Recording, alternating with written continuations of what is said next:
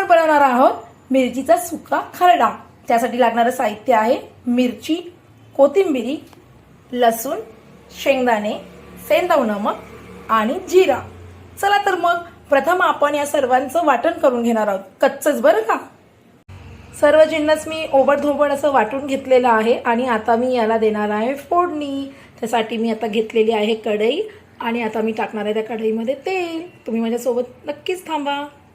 मी कढई तापवत ठेवलेली आहे आणि आता मी कढईमध्ये घालणार आहे तेल आणि मी तेलामध्ये खरडा चांगला खरपूस भाजून घेणार आहे। आता मी थोडा थोडा करून टाकणार आहे कारण जास्त प्रमाण आहे।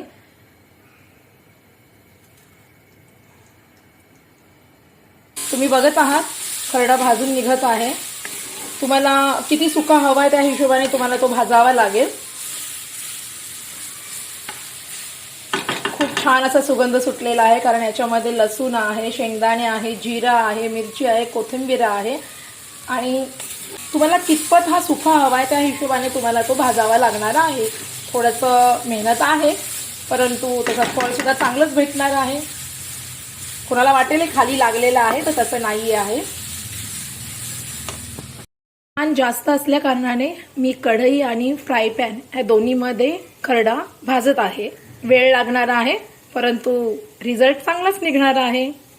सो अशा पद्धतीने आपला हा खरडा तयार झालेला आहे। मी खरडा बनवताना सर्व जिन्नस हे कच्चे घेतलेले होते, त्याच्यामुळे मला भाजताना खूप वेळ लागला।